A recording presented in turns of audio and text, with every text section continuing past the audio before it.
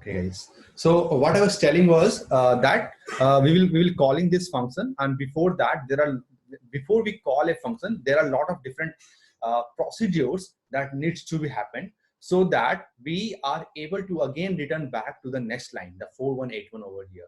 So what are the different activity that will happen in background are this one. Actions when calling a function. The first thing is passing the parameters. Like we will, like suppose we are calling a function called add with the parameters 2 and 3. Okay, so we will pass that parameter, either that into the stack or in the register value, so that the function can kind of fetch that from the stack and register. And also we will be saving the return pointer. And what I mean by return pointer is the 4181 over here. So this is a return pointer, the next offset just before we call these functions or any other function, just the below line of below that. Okay, this is a return pointer. So we will save this return pointer again in the stack memory, and when the function returning, it will use this offset to kind of return back to the this line. Okay, so this will be much more clear when I will be like showcasing the functions assembly code. Okay, so let's go now. Pradyum, the And EBP yes. will get changed. The EBP before moving inside the inside the function which is being called, it is Okay. pushed to the stack, right? You had explained Yes. it in some Yeah. previous class. Yeah. The That original value of the EVP will be saved. yeah And what will happen then, the ESP value will will be be moved uh, to EBP. EVP. Yes. Yes. And then ESP might change during the function, but EVP value will be then kind of static. It won't change. Okay. Yeah. Yeah. And with the help of that EVP, we will be either referencing the local variables or the argument that's were passed to that function. Okay. Yeah. Yeah, and overall, like when we are kind of returning back to our original code, so what we'll do, we will add the as we have saved the original EVP value in stack, we will kind of pop that value again and save it to the EVP, so that the original value is again restored in the EVP register. Okay. Yeah, Pradyum, got it. Yeah. Okay. So now, guys, let's see what happens when actions when returning from a function. So set the return value. So what happens is like the function might do a lot of things, and maybe it will might return some value to you. So what will happen? Typically, the return value is always mostly stored in the EAX register. Okay. Then what happens is like the stack is cleaned, because thing is there are a lot of parameters that went into the stack, maybe by the functions also, and the arguments, the parameters, the variables. So everything is will get clean, so that the thing is like it will be again in the same state before calling the function, and all the register value will be restored.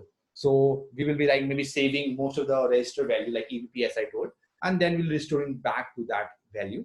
Okay. And then we will transfer control back to the return pointer. So the EIP value, the instruction pointer value for this line will be again changed to 4181. And then the sequence, the code sequence will be starting from this side. Okay. So any questions till now? I hope this is much clear now, as we have done a lot of functions assembly language. Yeah, Pradyum, just one question. So Yeah. these things that are happening, setting up return value, cleaning up the stack. So Yeah. all these things are executed when we encounter the return statement, right? Because return statement marks the end of the callee function. Yes. Yeah. Yeah. Oh, Correct. And what will happen is like return function marks the like return of that function. It's also kind of, it does a lot of activity, like maybe setting the stack value, and also kind of thing is like setting the AIP value. And but before that also there will be code which will be like popping up the original value of EVP that was stored in the stack to the EV register, and a lot of other things to just to clean the stack. Okay. okay. And yeah, and the other thing is like I will be going now forward, maybe like I will tell you like this activity like cleaning up the stack and all, it's maybe sometime will not be done by the function, maybe it will be done by the caller of that function. Okay, so that depends on the scenario. I will be going through all the scenarios where which function will be held accountable to kind of clean the stack and restore the things. Okay, so one thing I just want to confirm, am I also audible to Saidip? Is fine? Yeah, Pragyan. Okay, okay, great. Okay, fine. So let's go now further.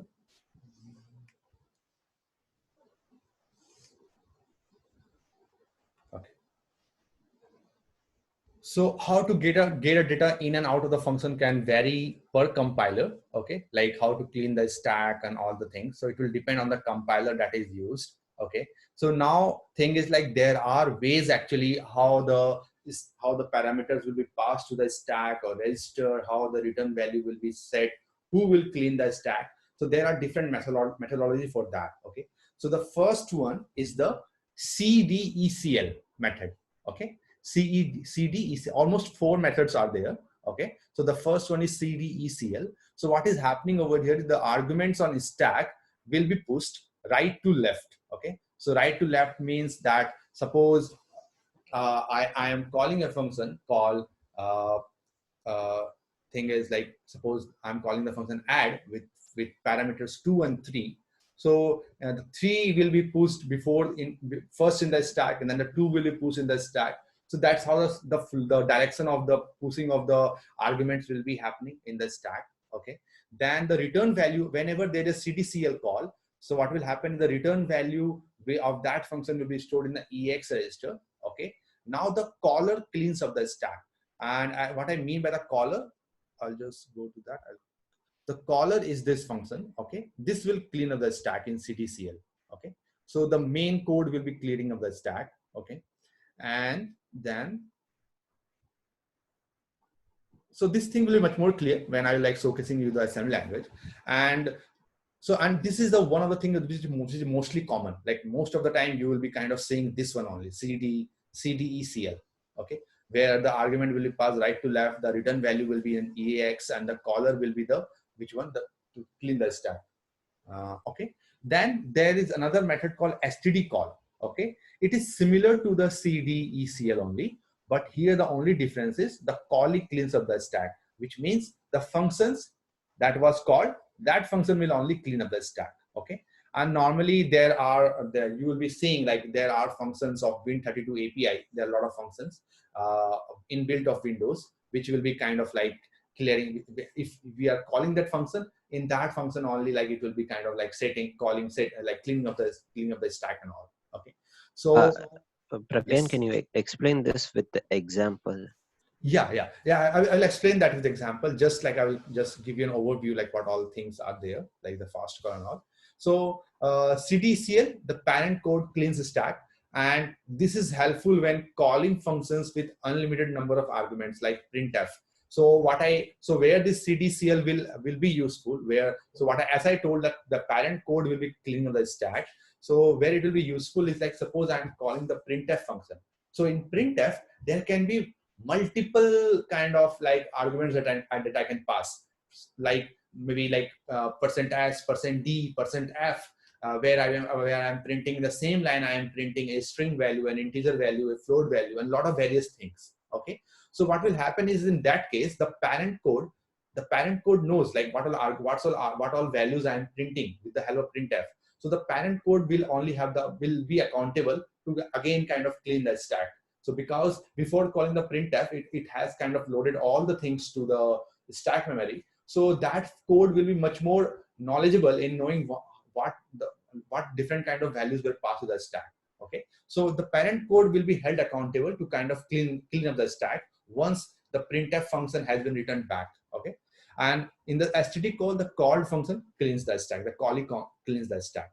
Okay, so I'll be focusing that. Yes, please. Yeah. What exactly do we mean by CDCL? Okay, CDCL is kind of a method. Okay, it kind of a method where how the arguments or any like cleaning of the stack will be like done. Will it be done by the function that has been called, or will be done by the parent code which is like kind of call the function. Okay, so and these are the methods. Yes. Depends on the compiler. Yes, it depends on the compiler. Okay. Yeah. Okay.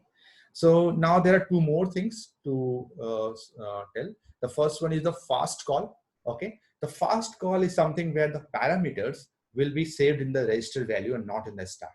Okay, and if there are some extra parameters, suppose the registers are limited. Okay, like if we can't change the EIP value, we can maybe work on EAX, EBX. So as it is limited, so if there are extra parameters, so those extra parameters will be saved in the stack. Okay, and the caller cleans up.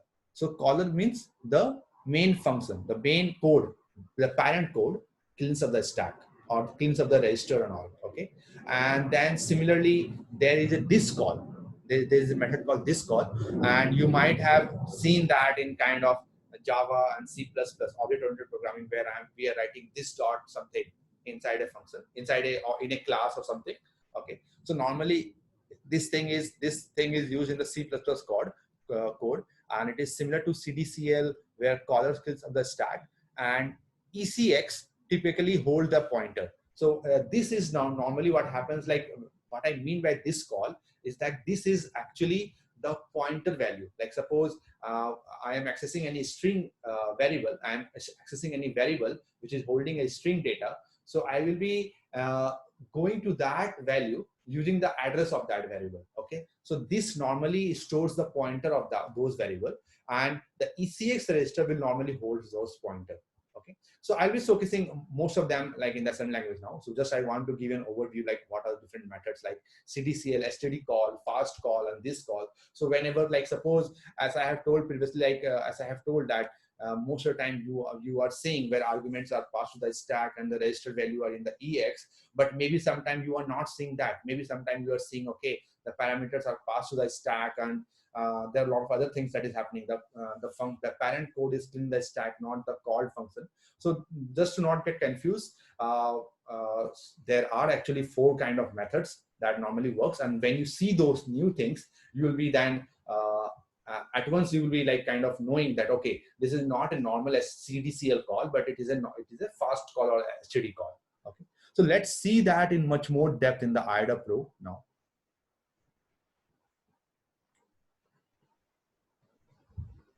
Okay, so now let's see some example over here of CDCL happening and the STD call happening. Okay, so in the top one you can see what we are doing is there's a function, there's an instruction called push, and then some offset byte. It is written some value over here, the offset value. So what is happening? We are pushing the source value to we are pushing some value to the stack memory over here in the first line. In the second line, again, we are kind of pushing some values, maybe some string. And what we are doing is we are calling the function string copy. Okay, so string copy is being called, and string copy will like kind of do the work for you. Maybe it will copy. So what does string copy does? It copies the string value from one variable to the other, from the source to the destination. Okay, so that's what the string copy will do. And then what we will do is, like, since we have pushed like 4 bytes here in the source and 4 byte here in the destination, so here the parent code is only, again you can see it is doing add ESP comma 8. So where it is like, again, like, because this 4 bytes and 4 bytes were pushed to the stack, it is again kind of clearing that stack memory with this instruction add ESP comma 8.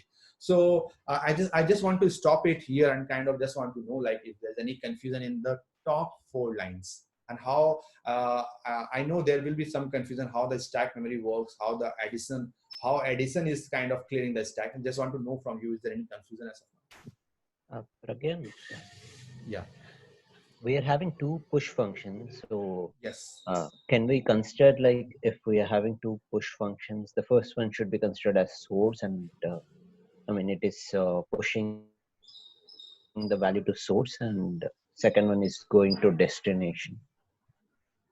yeah. So what is happening is, like, when the string copy is being called, so this source and destination, what happens is, like, IDA Pro will kind of like give some hint for you that, okay, this is the source and this is the destination. Okay, based on like how the parameters are passed to the stack and which kind of function is getting called just after pushing the values to the stack. Okay, so this is what is done by the IDA Pro, where it kind of analyzes your code and kind of just give you some hint that, okay, this line may be related to the source function, this is related to setting up like storing the pointer of the destination variable. Okay, So which means it is not necessary that first one should be source and second one should be destination.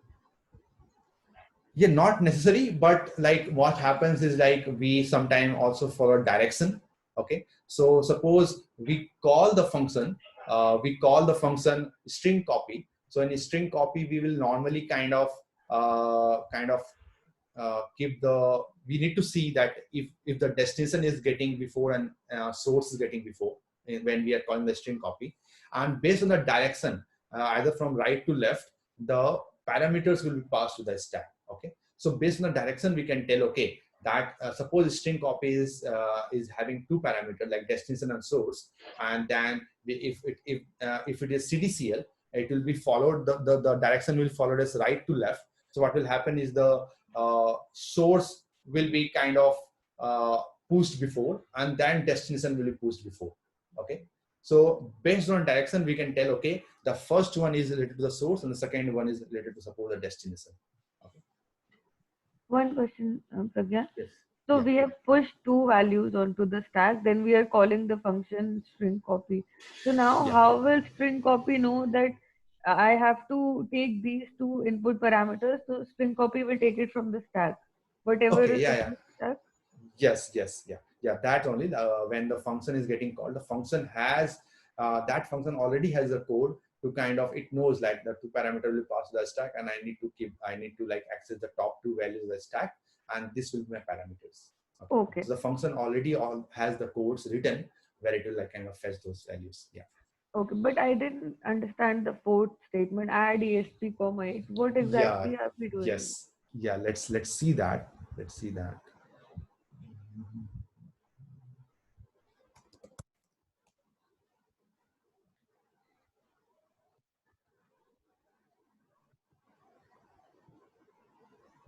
So suppose this is the stack memory. Okay, this is a kind of a bucket, you can tell. This is a stack memory.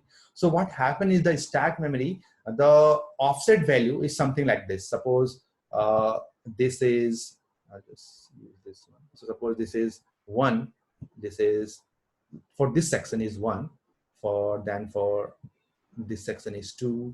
Then this is 3. Then this is 4. This is 5, and this is 6. So by this number, I mean this thing.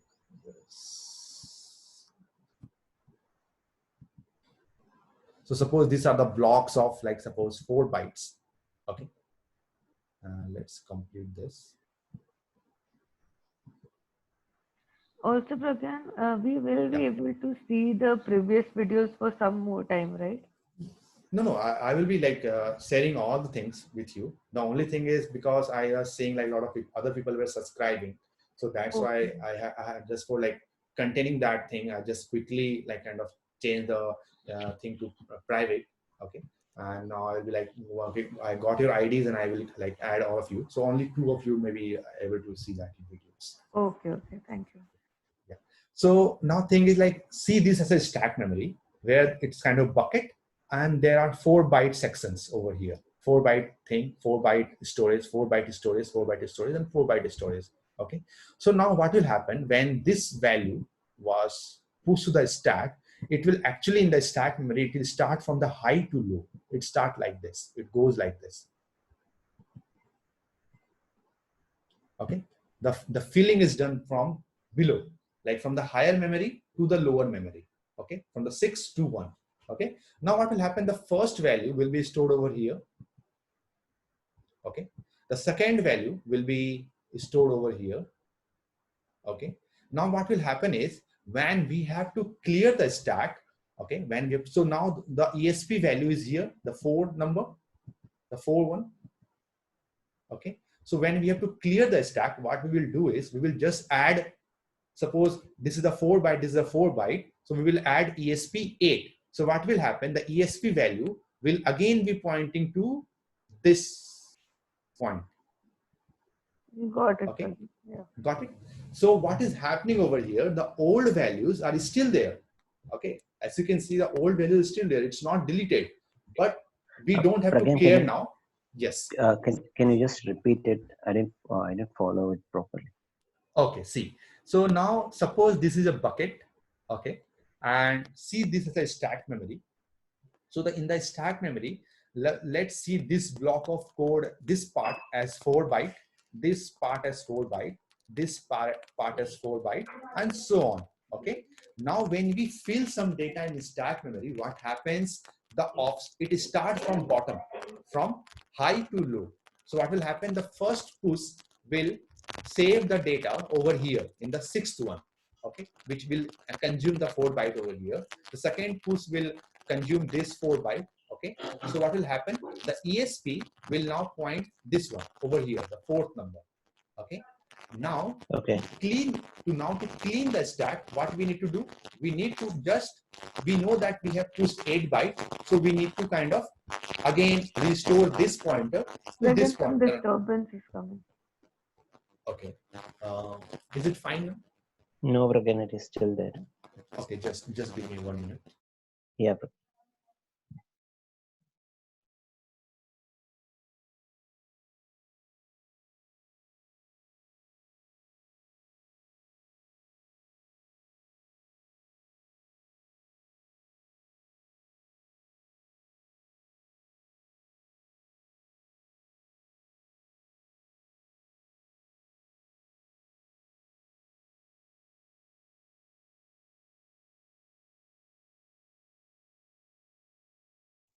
Okay, is it somewhat fine now?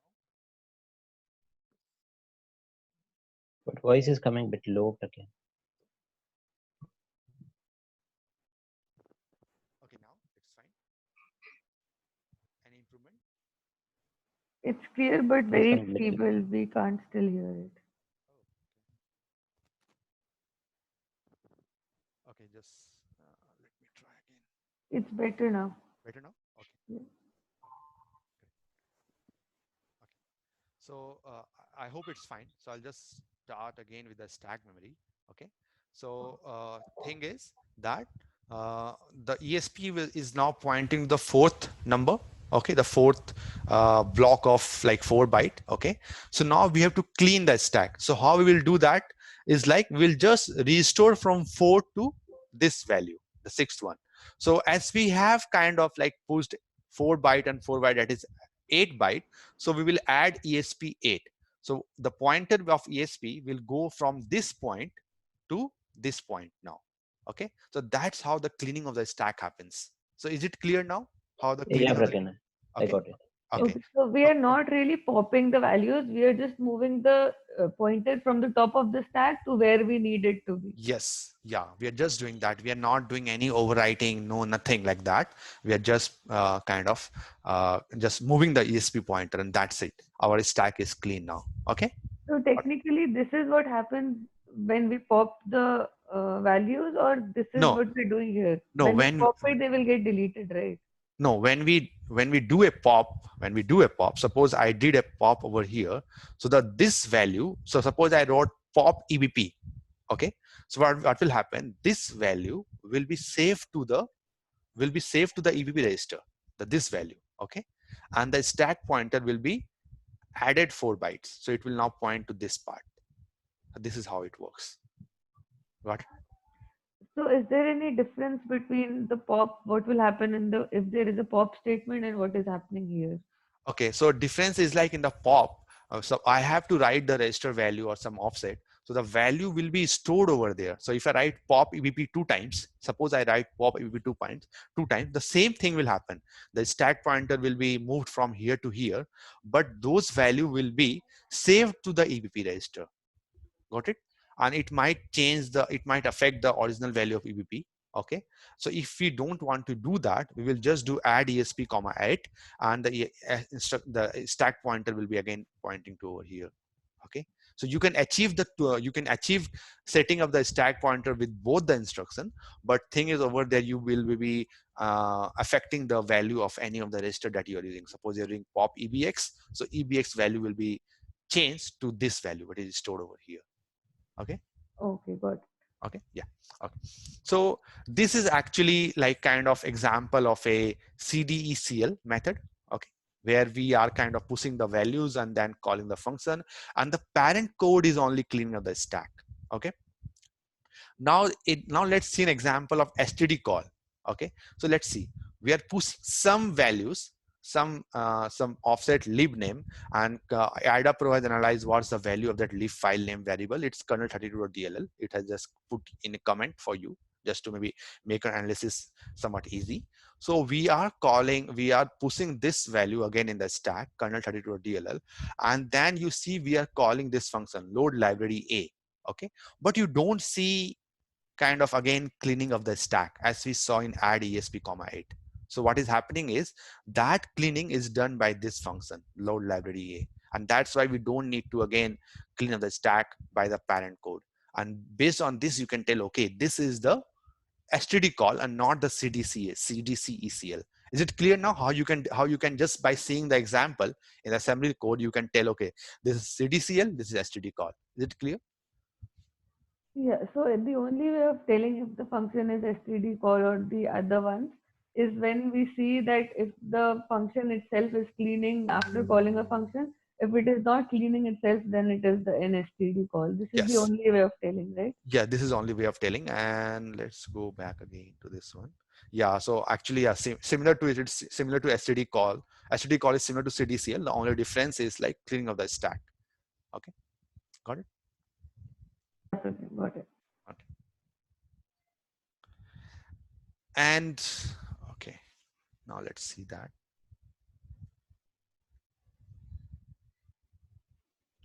Now let's see an example of fast call.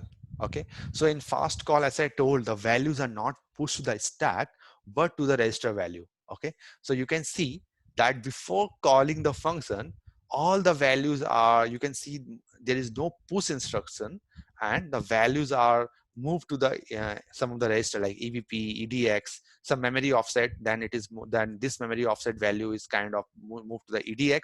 This memory offset value is moved to the ECX, and then we are calling this function. So here we are totally clear that it's not either a CDCL and not a STD call. It's a fast call. Clear, right? This one? Yeah, because we are dealing with registers instead of stacks. Yes, Yeah. yes, yeah. That's the reason. And now over here, as I told, the this call, and this call is something you will not see often. Okay. And as I told, the pointers uh, values are normally stored in ECX register. Okay, so what is happening, this call function ECX hold the address of self. So self is something actually we write when we do when we write in Java code or something, we normally use self keyword. So over here the values will be stored to the ECX register, and then we are calling this function. So normally thing is like these two might somewhat confuse you, but thing is when you see something like, okay, I am pushing some kind of memory offset to ECX register, so we can tell, okay, this is kind of a this call. This might be an example of this call function. Okay. So can And we say that yeah, like if we don't have EDX register and only ECX register is present, okay, and if it is doing any sort of calling functions, then we can say that okay, as a this call function. okay, let's see that. Yes, yeah, so thing is like, let's see over here. So normally the fast call and this call has not much difference. Okay, even like suppose over here, just by seeing this two line we can tell, okay, this is this call. Okay, and over here also we say this is this call. But yeah, we need to see some instruction above what is happening over there. Maybe like if some other parameters are getting passed to some other register, maybe it's not starting with just so here the things are, it is starting with ECX register, but here it is starting with some other registers also like EDX and all. So here we can tell maybe with much more surety that it's a fast call, and here we can tell that yeah, this is this call. But yeah, we normally have to see the above kind of codes what is there, and then we can make it much more quite clear assumption that this is this call and this is not a fast call, because the difference between them is quite low actually. Yeah, but Okay, so now let's go further. Okay, there is one thing I need to show you, the sub 40145E. Let's go to that. 40145E. Okay,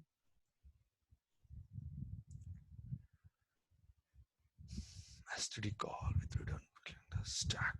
Okay, so now over here let's see, is it a STD call or CDCL? So in STD call, we know that the function will be the function that has been called will be cleaning up the stack. So let's see if this is a STD call.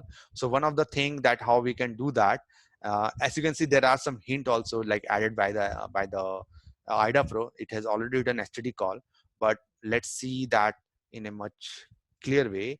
So let's go to this function, the end part. Okay, and now we see something over here, the return statement. Okay, and return statement, and we also see a leave statement and then the return statement. So what this two instruction normally does, it also kind of affect the ESP register, and in then it what it does is kind of it will add the whatever values were added to the stack. It will like kind of remove those and kind of restore the ESP register back with this instruction. And based on that we can tell, okay, this might be the might be an STD call example. Okay, so there are a lot of examples now. I will be going through that in much more detail. So we'll see like what return statement does and how it affects and all. Okay, so let's go now here. The okay.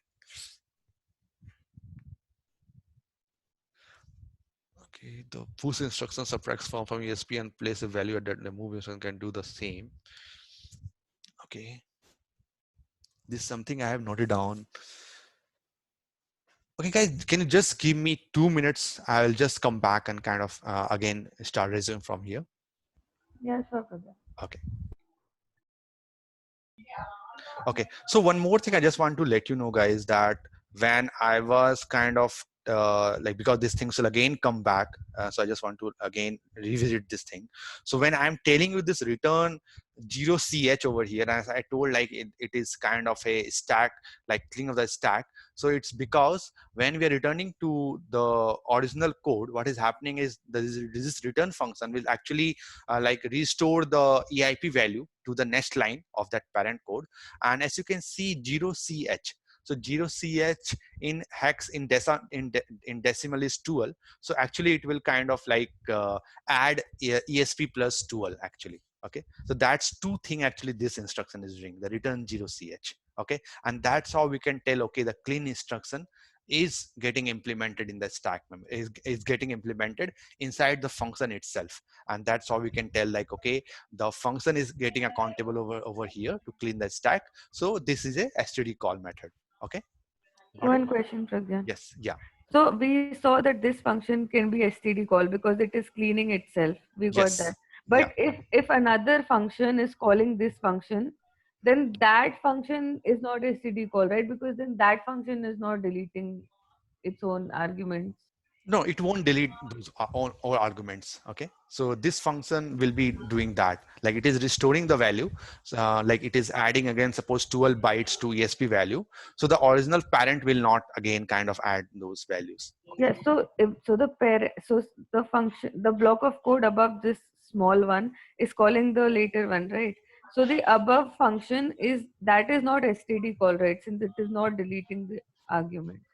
That will be because the callee is not deleting the argument. Yes, yeah, the call is not deleting the argument, but how the things are getting, how the, so STD call normally tells like how the activities are getting handled over here, like pushing the stack, pushing the register to the pushing the values to the stack, and then kind of clean the stack. Who is taking part in that clean the stack? Either the parent code or the function code. Okay, so by that we tell, okay, this is what we are looking right now over here is the STD call method, because thing is the cleaning of the stack is done by the functions, not by the parent. Okay, so if we see where this function getting called, we won't see, okay, like that function is, that parent code is kind of cleaning the stack. We are seeing it over here. So based on that we tell, okay, kind of this is somewhat different from CDCL, and this is an example of STD call. Okay, Okay. yeah. Okay, let's now go further to the next one. Okay, now why I have given this snap over here is that before over here we saw that we are pushing some, before calling the function we are pushing the value to the stack. Okay, but there will be some time that even we can achieve the same thing, the push is pushing the value to the stack, we can achieve the same thing with different instruction also, maybe by moving the values to the stack memory. Okay, so if you encounter those things also, don't get confused that like there is no parameter that is getting into the stack. So thing is, like, the example what I mean to say is over here. So what it is doing is it is again kind of storing the value 0 to the ESP. So ESP is pointing to the address of the stack memory, at that particular address, kind of it is adding some value to that, and what it is doing is kind of storing 0 to that stack memory section. Again over here it is like storing, this argument is getting passed to the stack memory. Okay, so this argument is actually similar to push 0 function, and this instruction is actually similar to push 0xf. Okay, so there, and then it is calling this function. So here again the same thing is happening, where the parameters are pushed to the stack memory, but the way it is pushed to the stack memory is kind of a different. Here we are not seeing the push instruction but the move instruction, and we can achieve the same thing with the move instruction. Okay, so just I want to let you know guys that even though, like, suppose and again we can see that the parent code is killing the stack. So this is a example uh, of actually, so it's somewhat complicated, I will say over here. It's actually complicated because you see I am writing here std call function. Okay, but as I told that, Actually, it can be CDECL. yeah, it can be actually cdcl, right? But it's a kind of a thing, is because there are some kind of what you say, some exceptions where kind of like the parent code also kind of cleans that stack. Okay, so what is happening over here is there is another different thing. It is not adding, if you see over here, it is subtracting. Okay, so what is happening is So, so it's somewhat Pragyan, yes, yes, I did. so if so, can we consider all the subtractions? Can be considered as STD call, or else I mean, how it is like only adding functions can be considered for CDECL. Adding function will be normally called for CDCL, because we'll be restoring, we can only restore using add function. As you can see in the in this diagram, we added the value, and then from this pointer we move to this pointer. Okay, so what is happening over here is that this function, the create tool help 32 snapshot, might be doing something where it is like kind of a kind of cleaning the stack somewhat more. Okay, and then just to like, this parent code knows that okay, this function might clean the stack much more than what is required. So that's why it is again subtracting the value, and it is again restoring the value to this thing. So suppose even like create help tool help 32 snapshot function actually maybe like set the stack maybe much more lower to like suppose 8 number from 6 to 8. Okay, so then we are subtracting back so that the ESP is restored to this function. Okay, so this all activity of like setting up the stack memory and all will be actually handled by the compiler. Okay, we just need to kind of see the assembly code, and normally this all thing will be handled when you will be compiling the things and generating the executable file. Okay, so here the only objective is to tell that okay, sometimes you might not just see push instruction but also any other instruction like move, which is doing the same work as push instruction. Okay, so so is it somewhat complicated to understand? I hope I was able to explain this thing, right? Got it, Pragyan. But this function is CDCL, right? Yes, actually thing is because std call, what happens, the function actually cleans the stack. Yeah. Okay, so here the function has already cleaned the stack. Okay, function has already cleaned the stack, and thing is uh, just to kind of restore something, we are again subtracting, we are not adding, we are not cleaning this. So it is not a thing to clean the stack, it is something to adjust the instruction esp pointer. Okay, Got it. so yeah, that's why we are telling this as std call, not kind of a cdcl. But if this was like add if this was add instead of subtract, then based on that we can tell okay, this is cdcl. Okay, Okay. but Okay. yeah, so yeah, things sometimes will be complicated, but I just want to kind of let you know guys what all different thing maybe you will be seeing when you are kind of analyzing any memory file, and you don't get confused. Okay, that only we were told that this is cdcl, this is std call, why this is thing happening, but this exceptions things might happen sometimes. Okay, so as I told, the compiler must compensate for this and undo this action. So that's why the ESP value. So just for restoring that thing, it was done by the compiler. Subtract ESP comma at. Okay. So let's go below. And now there is something again that suppose my function is very small. Okay. my function is very, very small, where kind of I don't have to like, because suppose I'm calling a function, okay, suppose I'm calling a strlen function which is giving the string length, and now this function is very small. But what happens, like if I always write call strlen, what will happen? There will be different kind of activity that will be performed before calling the strlen function. A lot of things need to be pushed to the stack, then we have to restore the thing, we have to restore the stack pointer, and a lot of activity needs to be done. Okay, so what will happen is, just for this 3 line of code, why to kind of like waste those time in kind of restoring the stack and restoring the memory, stack memory, the register value? So that's why what happened, like sometimes compiler, what it does is like it kind of, it doesn't call this function strlen, but it just quickly write that kind of code in the parent code itself. Okay, so this, the above one is a non-inline where we are calling the function, and this one is inline because we are, what we have done is like we have written the what code are there in the strlen function, we have written directly in the parent code. Okay, and that's how we were able to save lot of time in kind of not investing time in like cleaning the stack or restoring the register value. So what what will happen is kind of you will again a lot of time like kind of encounter this kind of thing where kind of rather than calling a function, you will see okay, directly the code of the function has been written in the parent code itself. And now guys, actually in previous classes we have actually kind of seen this code, and seeing this code you can tell okay, this is actually a kind of command, this actually is a implementation of strlen function, you can see. So I hope this is, you can figure this out what this 5 line of instruction is doing, right? Because we have already covered that in previous class, if you can recall. Yeah, Any interesting. question? Yeah, yeah. So this is how And again, yeah, yes, so if we have this the ESP function, yeah, so in that case we can conclude that it is something related to it is cleaning that stack. yes, yes, yeah. It is cleaning the stack. Yes. So what is So happening over here? You can see the push ex is a 4 byte, it is pushing that to the stack memory. okay, Okay, and then we are just adding again esp comma 4, we are cleaning the stack. Got it? okay, Yeah, yeah, One sir. thing, Pragya. yeah. So to actually go inside a function or to actually put the code in the calling function itself, who decides this? Is it done during compiling or does IDA Pro decide this?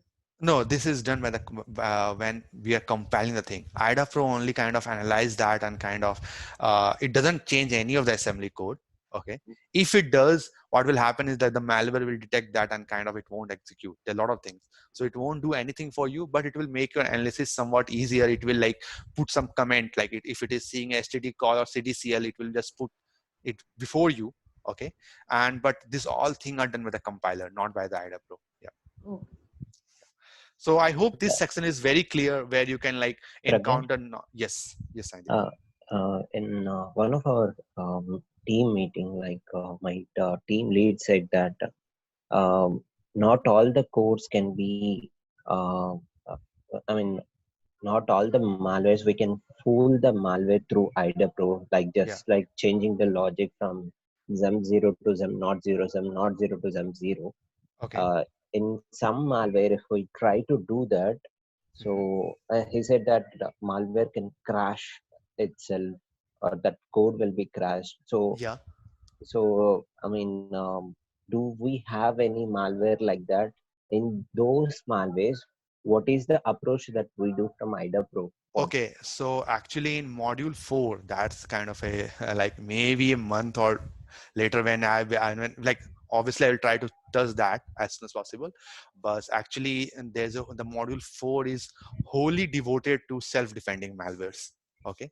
Okay, So where we will see different kind of malware, which is knowing that I'm running it in virtual machine or in IDA Pro, and it will also have some false looping instruction where it will like trick us that okay, this is the correct code and we are analyzing those code, but we are just wasting our time. So I will be actually handling that, where I will be telling you like there are 3 to 4 malware samples I'll be going through and kind of letting you know in that.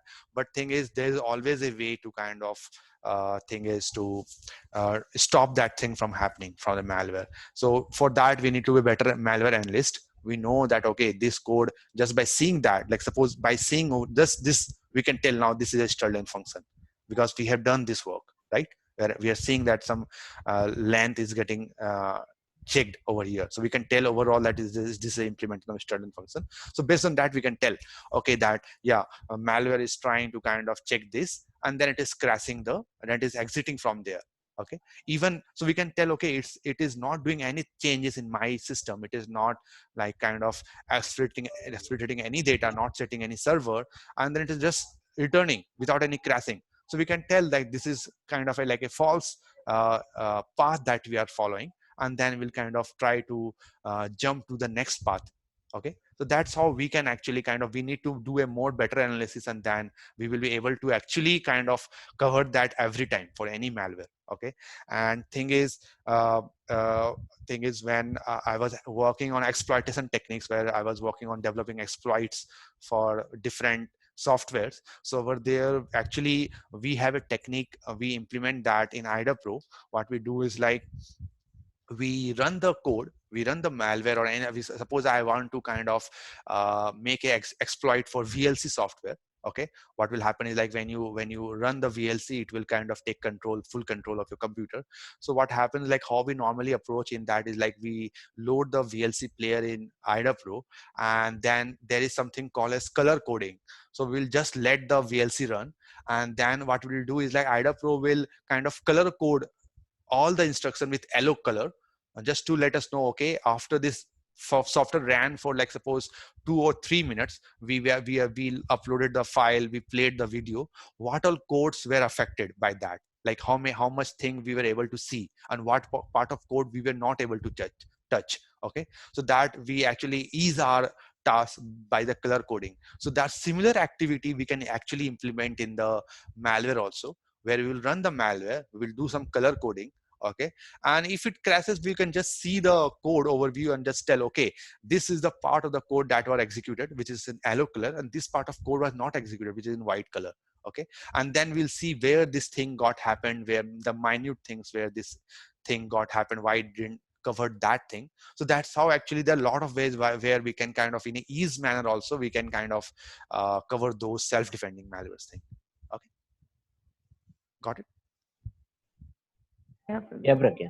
Okay, great. So maybe what I will do is like later after this class, maybe I will also share one of the exploit I have developed actually for one of the software, which is actually very much devoted to the stack memory, setting up the instruction pointer. So maybe you can go to that and just go through that in free time, just to know like here we are seeing how the stack memory are working, but actually with this knowledge you can also kind of use that later in exploit development, where you can like maybe develop exploits for different kind of software and take remote control of any computer. So these are the things that will be helping over you. So I was saying that small paper is one of the research paper I was working on. Okay, I'll share that, and it will like let you know like how interesting this stack pointer and things can go in future. Okay. Also, again, once this classes are completed, please share Yeah. this PDF as well, because I think this will definitely help us in understanding all the previous classes, including Okay. this class. Yeah, sure, I'll do that. Yeah. Okay. Yeah. Yeah. Saidip, what you can do is when Pragyan shares the videos, you can take a screenshot of this. That's what Yeah, I do. To make notes, I take a screenshot of the PDF that Pragyan shared. yeah, Shava, even I'm doing the same. But I mean, instead of taking the screenshot, it will be handy for us if we have this Yeah, PDF as well. yeah. Yeah, no problem. Then I'll share this. Yeah, sure. Okay, so there is actually I was going through some website just to let you know how the stack memory works, how the cleaning of the stack happens. So I found this website which can actually explain how the things happen. Okay, let's go to this website.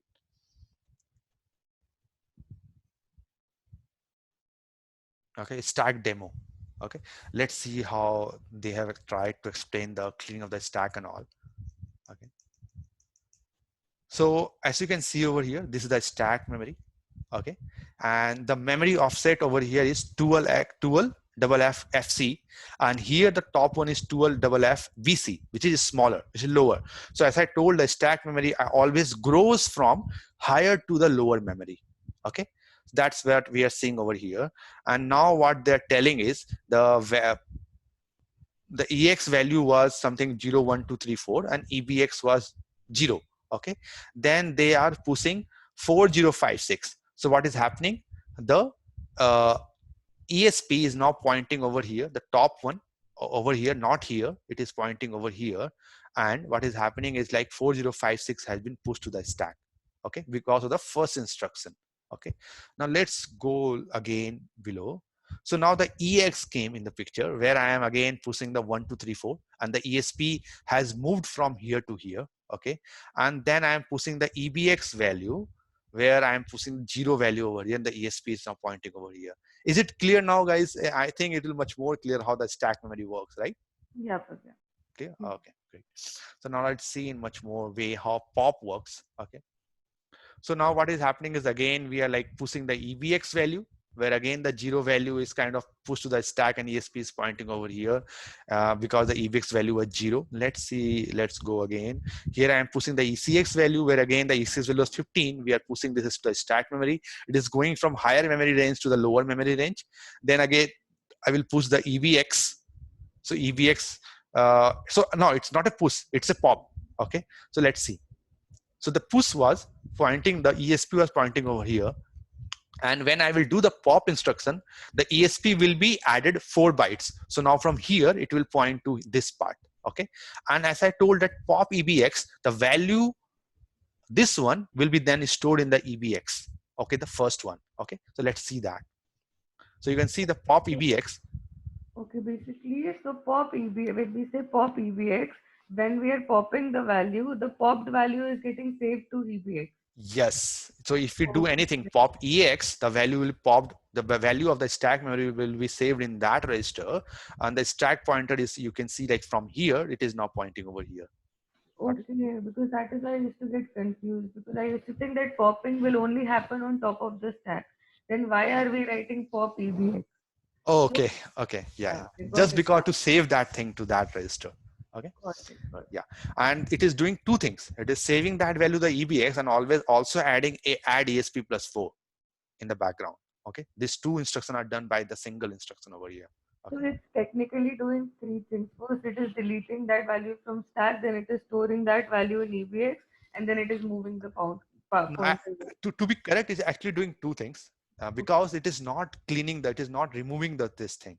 This thing will be there. The 0x15, the old value is still there, but it won't, this value won't affect us because even before we push this 15 value, there will be some binaries in the memory.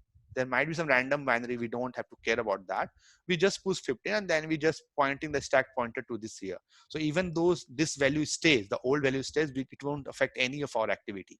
Okay. Okay, so we don't really have to care about what all is stored in the stack. We have to care about where exactly the pointer is. ESP. Yes, yes, yeah. Okay. So this is how the pop works. And now let's see the pop ECX into work. Pop ECX. So now this value 00 was saved to the ECX value, and the stack pointer is now moved again back. It's now added again a 4 byte and it is pointing to over here. Okay. Now let's go again. So now there are some instruction. Okay, so there are some instruction. It is suppose it is calling this function with this argument 402b0c0x15, and the EIP is pointing to 401986, and EBX value is 15. So what it is telling is that this is the, okay, just a minute. Okay, this is the functions that will be getting called. Okay, this is the, so you can see that this instruction actually kind of is telling me this thing. Let's see in a much more better way. Okay, I've not gone through the PDF, but it seems it is moving, this instruction is moving 15 value to the EBX. So the stack pointer was not affected, neither the EBP register. The EBX value was saved as 0x15 with the red ones. Okay, let's see further how this thing goes again. Okay, so now what is happening, the second line, push EBX. So the 0x15 is now again saved to the stack memory, and ESP is now pointing above. Okay, and you can see this was the previous value that we saw like 3 or 4 slides before. this 15. But now we are in the red one, which is push EBX, the 0x15, and the SP now is pointing to this one. Okay, and now it is telling 0x402B0C. So it is now pushing this value to the stack. So let's see now.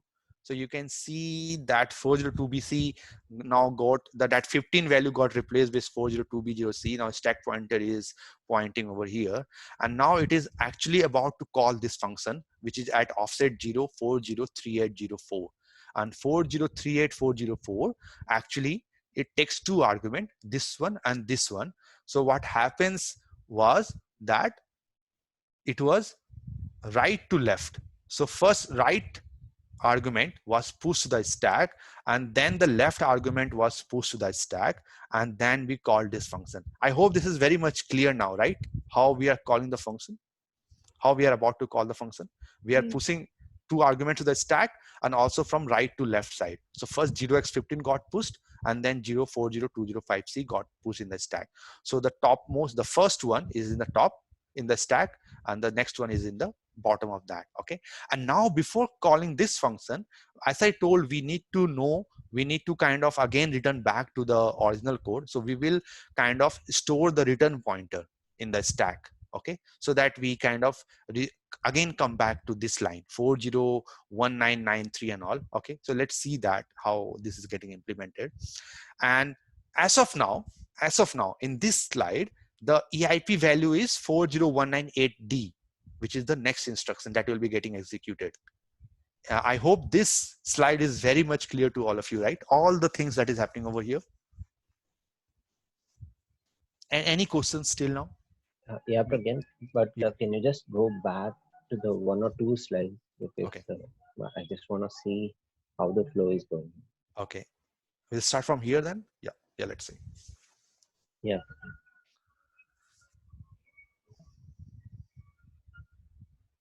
So take your time and kind of like let me know. Maybe I will just, I won't pause the recording. Just let me know.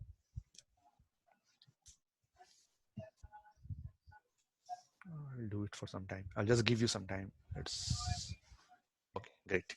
Okay. So now what is happening? We are pushing this EBX register. Then we are also pushing this value in the stack memory. In the stack is now ESP is pointing over here. And then we are about to call this. We are about to execute this instruction call 403804. And 43084 is having this instruction. You can see. Okay, they have just given a snip of that. Okay, so thing is now the EIP value is pointing to 40198D because this is the next instruction it is going to be executed. So EIP will always point to the next instruction. So it is 40198D. So when I will be in this one, this line, when I will be executing this line, the EIP value will be 401993, the next instruction that is going to be executed. Okay, so let's see how this thing unfolds. So now we are, so as I told, now we are about to call this function. The EIP value should be 1993. So before calling this function, it actually stored, you can see the return pointer that is 1993 in the stack memory. Got it? Is it clear? So that later it can know where to jump after this function work has been done. So using this one, it can know, okay, I have to again jump to this line 1993. So is it I hope this is very much clear now how the things are happening over here, right? So again, there is no explicit statement which is pushing the value of next instruction on the stack. Whenever a function is called within a function. No, actually the call is doing that. The call has different functionality. So call has having two things. Before jumping to that offset, it will push the EIP value to the stack. Okay, got it. Yeah, so it is doing multiple things over here. Okay, so that's how it is happening. And so then the same logic will follow move EBP ESP1, where we are moving the value of ESP to EBP. Yes, setting up the reference pointer. Okay, so now we are in this call. We are about to now enter. We have stored the parameters from right to left. We have stored the instruction return pointer over here. Okay, and now let's go. Now we are going to jump. So now EIP is pointing to 403804, which is the offset value of where the function is starting. Okay, so now let's see that. So I hope it is very interesting, right, to understand this. Yeah, brilliant. Very interesting. Yeah. Okay. Great. So now let's see the 403804. So what is happening? It is again pushing the EPP value. So EP value is actually, it is saving the EVP value in the stack. Okay. So it is pushing the original value of EVP now. Okay. Maybe in this line, maybe the EVP value was something else. Okay. EVP value was something this one. Okay. EVP value was pointing to this pointer in the stack memory. So it is pushing that value in the stack memory just to save the original value. So let's see that. So yeah, so you can see that EVP was previously pointing to 12FFFC. So that got saved in the stack memory, so that once this function has been done, it will restore the same value to the EVP. Okay, so it doesn't want to affect anything before entering the function. Okay, so push EVP has been done. The value of the EVP original value has been saved, and now what we'll do is like it is pushing the stack pointer value of here to the EVP.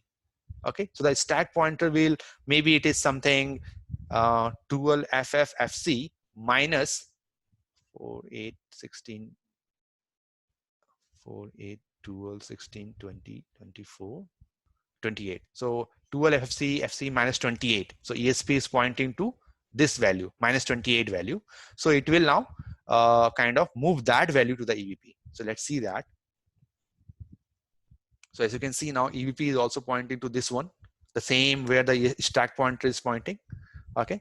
Now let's go further. And now what it's doing is like it is subtracting 0x10. Okay.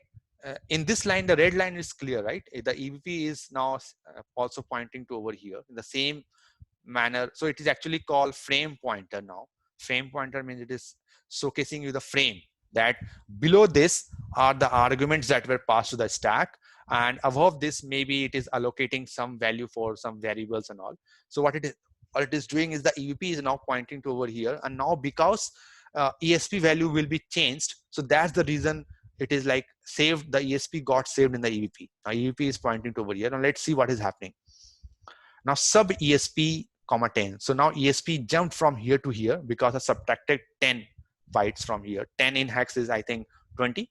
So 4, 5, 1, 2, 3, 4, 5. 5 blocks got cleared over here, like cleared in the main, the ESP pointing to here. So this space will be now used for storing the inner variables value of that functions. Okay, this will be used for that. And now EVP, with the help of EVP, I can access either, I can do EVP plus 4. EVP plus 4, I can access the parameters which had been passed. EVP plus 4 will give me this one. EVP plus 8 will give me this one. So, but I will start with EVP plus 8, not EVP plus 4. I will start with EVP plus 8 to get the first argument, EVP plus 12 to get the second argument. And similarly, EVP minus 4 will give, the function will be getting its variables. EVP minus 8 will give the other variables. Okay. So I hope what I'm trying to tell is clear, right? With the help of EVP, I can either access the argument or either access the local variables of that function. Is it clear? Yeah, Pradyumna. Okay. So that's what you are actually seeing in the IDA Pro, where we are seeing like EVP plus 8. So actually it is, this was the original value of EVP. This was the return pointer, and this was a parameter. That was, so EVP plus 8 will actually give me the first argument. EVP plus 12 will actually give me the second argument, and similarly so on if there are multiple arguments. Okay. Now it has made some space in the stack, and now let's see in much more detail. So let's see that ESP plus 8, and now so what is happening is now that function actually, I think what they have done is actually kind of that function work is about to end. Actually, now they are showcasing you the last line of those functions. Okay, the 403804. So what it is doing is again adding ESP 0, 10. So what is happening once that function work was done, it will It's now just again clearing yes. the stack, right? Yeah, it is again clearing the stack. Yes. So it is again clearing the stack. It is again jumping to this value. And now you can see it is doing a pop EVP. So now the pop EVP, so 2 FCC. So this line is doing the clearing of the stack, not the clearing of the stack. It is clearing the local variables of that function as of now. It has the function has still not exited. Okay. It is clearing the space that was allocated for the local variables. Now let's see what it is again doing. Now pop EVP is restoring the value of EVP before this Yes, function was called, right? yes, yeah. So we'll see 12 that. FFC. Yeah, 12 FFC again went, and now EP again point to this point. Okay, and ESP, because I did a pop EVP, so the EVP value 12 FCC went, so EVP is pointing again here, and it also did +4. Minus So 4. Yeah. yeah, Yeah. +4. So again, the ESP is pointing to here. Okay, with this one, and let's go now to the return instruction. So return instruction is now it is returning. Okay, but so before returning, so you can see return instruction, what the return instruction is doing, it is kind of restoring the EIP value. It is doing two things. It is restoring, so the ESP is pointing over here above 401993. So return is again doing two things. It is restoring, it is saving this value, the EIP, the 41193, that was the compare EX. Okay, and then it has It is also adding 4. added 4 bytes. Okay, so till now this offset, this should have had not been clear. If you can see, these two values are still there, the 402B0C and 15. The ESP should be here, over here, as it was before calling the function, right? Before calling Yes. the Okay. function. So I think that will be done by the parent code, where it will do add ESP +8, and ESP will like kind of do over here. Even like over here, the compiler, if that's what the STD call, so the compiler might have written return 0 8 in hex. 8 in hex in, I think, is 8. So it has written return 8. So what will happen is the EIP will be 4093 and ESP will be added not 8, it will be 12, because it will like go from here to here, 4, then 4, and then 4, 12. So if it return 12 in hex will be, I think, ABC 0C. So 2 parameters, and then ESP will point over here, the original one, and it will be restored. Okay, so I hope this thing is now very much clear to all of you, how the stack memory works. Yeah. Yeah. Brother. Okay, yeah, okay. And guys, the other thing is like I just want to let you know from an exploit development background, is that maybe when you are actually seeing this thing, you might see some other values also, like before the return pointer. So return pointer is this. Before this, maybe you see some random value, and you will be like telling why this thing came in between, why this value is getting inside, even though that value is not used by anywhere in the function. Why some random value got saved above the instruction pointer? So that question might come to you. So I just want to like know from you guys, any guesses why you might see some random value getting injected before the return pointer? Any guesses from you guys? You might actually see those when you are maybe analyzing any malware. No problem. So one of the hint is uh, hint is like ASLR, than some kind of OS protection. So those are the hints actually. Okay, so I will tell you why that happens. Okay, so thing is like suppose I'm writing an exploit. I am kind of I can like, suppose I can I got some bug in the computer. Okay, and kind of I can maybe suppose override the EIP value. Suppose this is 4993, maybe with some instruction. Suppose the Sterling instruction is taking two values, in by default, like this one and this one. But Sterling, suppose by anyhow I was able to push 3 values maybe, okay, in the stack. And what will happen is like, and maybe I will like able to override this instruction pointer. Okay, so what normally happen in exploit development is that the attacker actually try to control the instruction pointer that is saved in the stack memory. Okay, so suppose you are running a VLC player, okay, and it is playing some video, and kind of during playing the video, it has called some function, and the instruction pointer is saved over here. And I wrote a malicious MP4 file, and when you like loaded that in VLC, it actually kind of override that EIP value in the stack memory with some other values. So what will happen is like, now post that function work has been done, okay, the EIP value was restored. So now the EIP value will be not the original value, but the malicious address that I want to refer. So maybe I have stored a malware in some kind of, suppose, at some memory offset. So I will try to control this stack memory, and I will override this instruction pointer area with that malicious code, offset of that malicious code. So what will happen when you load that malicious MP4 file in VLC?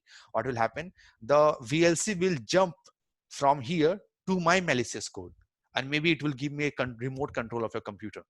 Okay, so this Oh, how, yeah, so this actually happens in exploit development. So to save that, what happens, operating system also kind of implement a protection called as canary protection. So what it will do is, before saving the instruction pointer, return pointer, it will actually save two random values, maybe before the instruction pointer and after the instruction pointer. Okay, so when you are like trying to corrupt my instruction pointer, what it will do is, like, when before jumping back to the parent code, the operating system will check if that canary value, if that random value has been changed with what I have set before pushing that instruction pointer to the stack. So if it check, okay, the canary value has changed somehow, then it will detect that someone is trying to kind of corrupt the stack memory and trying to get a remote control of my computer, and then it will like kind of crash the VLC without not letting the VLC to jump to that offset. Okay, so this is how things happen in kind of exploit development, and where you will see some canary values in the stack memory. I hope so it is somewhat clear. Yeah. Yes. So can we say that this or something similar happens in the case of embedded malware? That one malware is executing and then the execution flow passes to the other malware, passes to the embedded Yes. malware because of this? Yeah, you can, yeah, yes, that happens. You can like kind of, but in the malware case, actually what happened, it can directly jump to that offset. Okay, it can directly jump to that kind of, the embedded malware can again maybe jump to that offset and kind of execute the instruction. Okay, so Oh, there it might not need actually to maybe corrupt the stack memory and do the other things. Okay, but yeah, normally like it is being done for, suppose, Google Chrome. You are visiting any website and it is a malicious website. So malicious website, once it loads in the Chrome stack memory, once that data loads in the stack memory of your RAM, so what it will happen, it will maybe try to kind of change the offset value, and it will like try to jump to some malicious JavaScript or something, which will give a remote control of your computer. Okay. okay, got it, got it. So once you go to that paper that I will share after this class, you will get in somewhat idea like how the canary value you can see in the stack. So because I just want to let you know, guys, because in the malware analysis, these things are not covered. But thing is, like, when you're doing some malware analysis, actually you will see those protections in play. The OS protection, the ASLR, the depth, data execution prevention, the canary values, and all the other things. Okay. So you might encounter that. Most of them you might encounter in Windows 7 and Windows 10. In Windows XP, a lot of the protection like ASLR were not developed, but now it is there. Okay. So now it's One closing. question. Yes. Okay. Yeah. So what you said about that malicious website, say Google Chrome has its own stack memory, then we visit a malicious website. So what that Yes. malicious website will do is that it will change the ESP, basically the stack pointer or the instruction pointer, to a malicious JavaScript, and that will start executing. Yes. Yeah. So first it will load that JavaScript, then it will corrupt the stack pointer, and that is how the execution passes to the JavaScript. Yeah, just for an example, suppose I have written a malicious website, okay, and suppose someone visited that. So in that malicious website, I have some normal text like ABCD and something, and then there is some starting of some JavaScript code. Okay, Yeah, so obviously when that page will be displayed in your computer screen, that needs to be processed, and that process, when it will process that data of my website, will be saved in the RAM memory for some instance, maybe for some microsecond or something. yeah, Okay, so during that time, maybe that code will try to kind of corrupt the instruction pointer where the instruction pointer was saved in the stack of that Chrome, and it will tell that instruction pointer is now will now point to the malicious JavaScript. Okay. got Yeah, so that Chrome, when it is like exiting from function, it will try to jump to that kind of malicious JavaScript, and it will execute in the space of Chrome. Okay, got it. so that's how the hacking will happen over there. Okay. Okay. Yeah. Okay. And also, like in the exploit development, actually there are a lot of ways, even though there are protection like ASLR and DEP and canary protection, you can actually kind of evade those. kind of protection. So in the research paper that I will be sharing, actually over there were ASLR protection, address space land layout randomization and all. So you can just get an over idea like how I was able to kind of evade those protection in that place. Okay. So this will actually, that will give you much more better idea how stack memory works, how instruction pointer works in that case. Okay. So now guys, I will just take maybe 5 minutes break and then I will start again. I will just try to complete this. Okay. Okay, perfect. Yeah. Okay.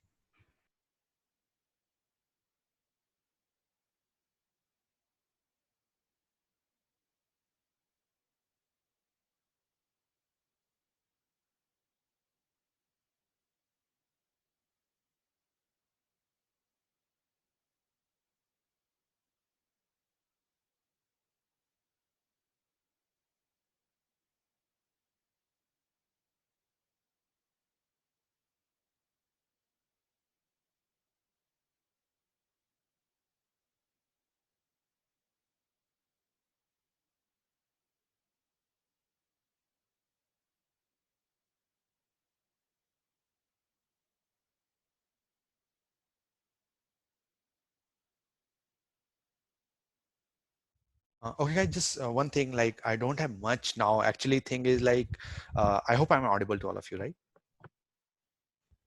Yeah, Pragya. Okay, so yeah, so thing is like I don't have much for this class. Actually, thing was like I have to explain this thing, ESP, EVP, and all the other thing. But since we actually went to that website and saw the instruction one by one, so I just leave it to you. Just let me know if this part of code is now clear to you, just by because we went to that website. Is it clear now? Is it making some sense to you? Any problem reading, like understanding this part of the bold one, the bold text? Yeah, Pragya, I'm just going through Okay, that code. okay, okay.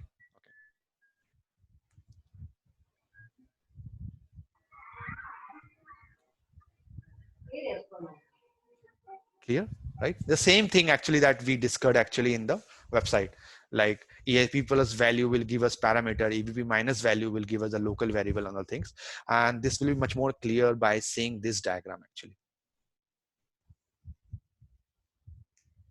Okay. So here EVP, the EVP is Fine, also Pragya. called, Uh, yeah, yes, I yeah, think, please. shall we wait for another minute or so? I don't Yeah, sure. think Shava is back. I Okay. just got back. Sorry for that. Oh, Oh, okay. No problem. Yeah. Yeah. okay. Can Okay. you start from the beginning? Yeah. So what I was telling is like, even if I don't need to explain this bold text, because we went to the website, can you figure it out? I think it's the same thing that that we went to that, right? Just go to that and just this bold text and let me know if anything seems new to you as of here. What's SFP, Pragya? SFP is just the other name of the stack frame pointer. So frame pointer, like where we saved that EVP, where we told, okay, move EVP comma ESP, where the ESP and EVP was pointing the same thing. So that was a stack frame pointer. And above that was the local variable. Below that was the parameters that were passed to the function, right? Oh. Yeah. Okay. And this will be much more clear if you kind of see this diagram over here. Okay. So this is a stack frame pointer as we saw in that diagram in the website. These were the variables space that were made, and here were the return pointer, and here are the arguments of that function, right? Clear? Yeah, Pragya. Okay, and you can see also that since EVP is now over here, the reference pointer, if you do EVP, so what happens in IDA Pro, if I want to access the var1, the variable 1 in the local function, the IDA Pro will write it as EVP plus var8, which actually means EVP minus 8. Okay, and similarly, if I want to kind of read the get the arguments, so IDA Pro will write EV plus argument 4. So arg4 will actually give me this one, the maybe the second argument over here. EVP arg8 will maybe give me this one, the EV plus the third arguments in that function, parameter that was passed to the function. So it's just a naming convention that has been kind of implemented by IDA Pro. But the inner concept, I think it will be much more clear that EVP minus, we get the variables, EVP plus, we get the parameters. And once that is done, the EVP value is restored and all the stack arguments are getting cleared up once it is returned. Pragyan, one question. Yeah. Like if we say EBP plus 4, it has to go to return value, right? Yes, we have to go to return value, yes. But in IDA Pro, it is like it is accessing the value. The naming convention is EB plus arg4. Arg4 doesn't mean EB plus 4, but it means like EBP plus 12. Got it? I mean, how can we know about it, Pragyan? Yeah, so just so now as you know that arg4 var 8 actually over here, as you know that okay, var 8 is something EB minus 8. Okay, var 8 is something EB minus 8. So that means, so we are accessing we are doing EV minus 8 when we see the var 8. And over here, if we do EV plus arg0, it will give me the first argument, which is EV plus 8 in background. EV plus 4 will give me the second argument, which is EV plus 12 in the background. Got it? But I'm not understanding how we can put the 12 value right over here. Because for EBP plus var hyphen 8, it is very much clear that it is EBP minus 8. So here it is EBP plus 12. So I'm not understanding why it is. Okay. Yeah, I think then there is some mistake in this one. Let's see that.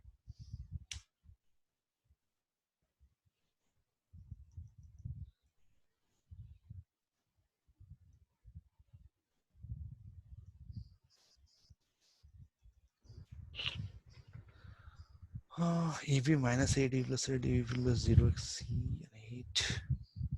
Okay, so maybe there's some mistake in kind of like writing the naming convention. Okay, but let's see that. What is the mistake, Pragyan? I didn't understand. Yeah, I'm just going through this code one by one. Let's see how the things are in play. So it is saving the EV value as we saw in that. Then it is pushing the ESP to the EVP, and then it is allocating space for local variable. Maybe this ECX is kind of containing some kind of a number, and let's see how this is thinking to come. Suppose the ECX is suppose 10. So let's see how this is coming into play. So once that has been pushed, so now what it is doing is like EBP plus 3 parameters are passed into the function, save the result in local variable minus 4, restore ESP and restore EBP. Okay, 3 parameters, just a minute. Yeah, so actually thing is maybe this naming convention there was some mistake. So EB plus var 0 will actually do it should actually do like EBP minus 4, and EB plus var 1 should actually kind of do should give me the EP minus 8. Okay.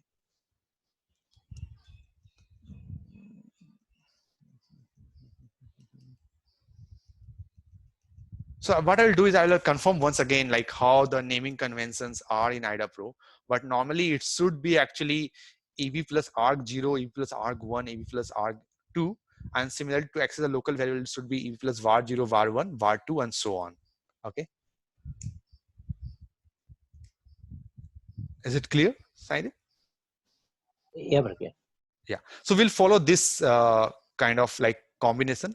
Like, but when we'll see again, like kind of in assembly language, how the things are there, the naming convention, we'll again make sure our assumptions are correct. But for now, we will stay okay to access the local variable, the first local variable. We will just IDA Pro might. So normally we know the internals. We know that okay to get the value, the first one we do EP minus 4. That's what happening in the background. But for IDA, we'll just confirm once back again. But it should be EP plus var 0, which should give me the first variable, EP plus var 1, the second, and so on. Okay, and similarly, it's for the same thing for the arg0, arg1, arg2, and so on.